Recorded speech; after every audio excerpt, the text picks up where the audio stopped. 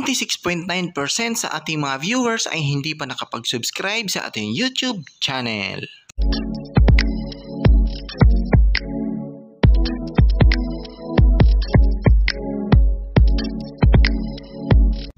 Disclaimer: this channel does not promote or encourage any illegal activities. All contents provided by this channel is meant for educational purposes. So what's up guys? So welcome back po sa panibago nating videos at panibagong tips na naman ang gagawin natin ngayon. Dahil for today's video guys, nagkaroon naman ng issue itong si Photolab dahil sa mga gumagamit ng Photolab at nag-subscribe sila sa kanilang GCash account.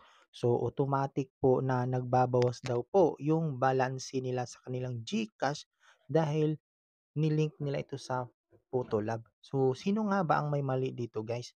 So unang-una guys, hindi po ito problema ni Photolab kasi bago po yan ilalagay sa Play Store, nire-review po yan ni Google Play bago yan i-upload sa Play Store. So wala pong mali dito sa Photolab.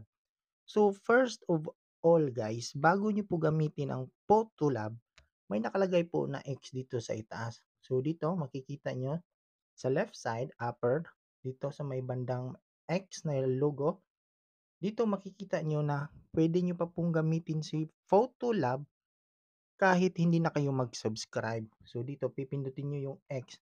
Ayan.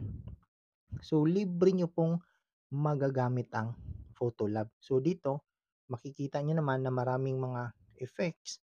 So yung Pro, kailangan magbayad. So may mga hindi nakalagay na Pro. So ibig sabihin, free mo yang magagamit. So punta tayo sa ating GCash issue. So pipindutin natin yung Pro. And then may nakalagay dito guys na most popular 1 week. Babayaran mo per week 440 pesos. So 3 days free trial. So malinaw dito guys na nakalagay 3 days lamang yung trial niya. So after nun, magbabayad ka na kasi nakasubscribe ka na. So pipindutin natin yung 3 days free trial. So ayan, may nakalagay guys, Google Play. So VIP discounted weekly price. So 3-day free trial. Then dito sa baba guys, may nakalagay cancel anytime in subscriptions on Google Play. So you won't be charged if you cancel before October 16, 2023. So bago nila dito may nakalagay, i-remind tayo 2 days before bago mag-end po yung trials natin. So may nakalagay pa guys dito sa baba. Dito, nakikita nyo ito? Billing starts at the end of your free trial. So magsisimula lang po yung bayad natin kapag tapos na po yung trial natin na 3 days. So example ngayon, October 13. So starting on October 16, 2023, you'll be charged 440 pesos plus tax. So magsisimula yung bayad natin October 16 kung magsusubscribe tayo nitong free trial nila. So malinaw po guys na nakasabi dito at nakasaad, your price may change as described in Google Play Terms of Service. So bago tayong mag-subscribe guys, basa-basa din naman tayo. Yun tayo hindi tayo nagbabasa. Tapos ngayon sisisihin nyo si Photolab na may issue siya. So wala pong mali sa Photolab guys.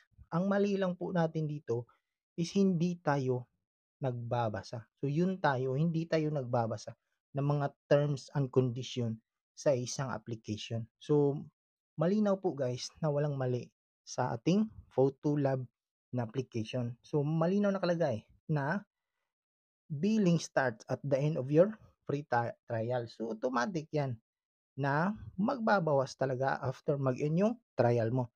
So ngayon sa mga nakapag-subscribe kay Photolab, ganito ang gawin nyo.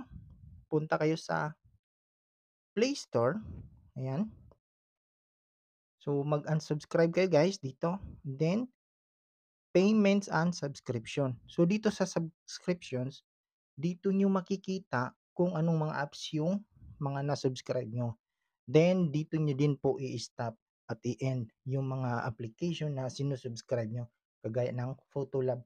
para hindi po siya automatic na magkakalta sa iyong GCash. So, yun lang po guys ang ating video. So, sana ay natulungan ko kayo sa inyong problema. So, kung may katanungan kayo sa ating video, pwede kayong mag-comment and pwede nyo po akong i-PM. So, follow for more tips.